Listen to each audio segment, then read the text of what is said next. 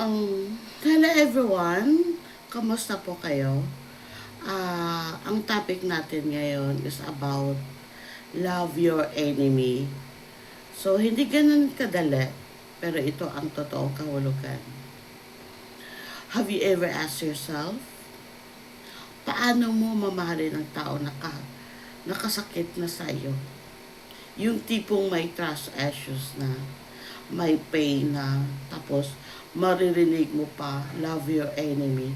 Parang, ang hirap naman, Lord. Pero what if, mali lang yung pagkaintindi natin sa love your enemy? This is real life task of faith talaga.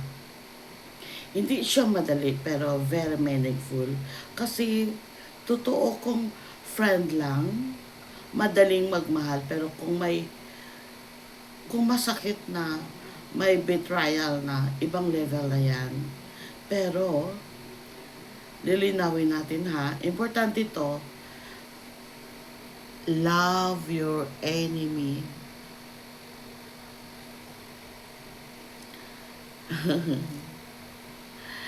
Love your enemy does not mean babalik ka agad na parang walang nangyari. Hindi ibig sabihin na kakalimutan mo agad ang sakit, babalik ka sa same situation na makakasakit ulit sa'yo. So ano ba talaga ang ibig sabihin?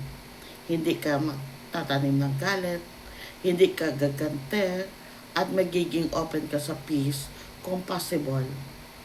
Minsan, hindi pabalik ni Lord ang closeness, kundi hinihil niya ang puso mo. Ang puso mo. Tinatanggal niya ang bitterness para gumaan ka, para makalaya ka.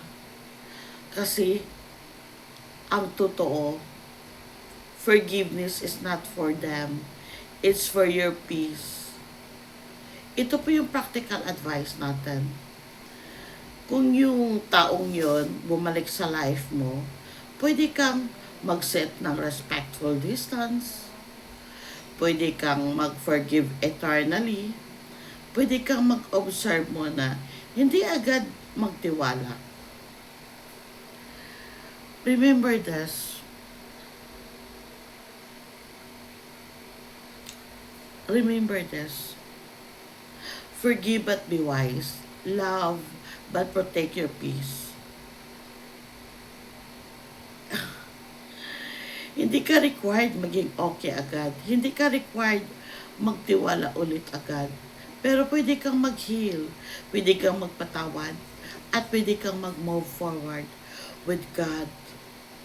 If nakarelate ka sa message na to, please like, share, and comment your experience below.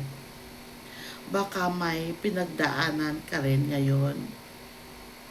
At gusto kong ipaalaala sa'yo, hindi ka nag-iisa. Follow this page for more real life, faith-based talks na makakatulong sa puso mo. So, God bless everyone. Thank you.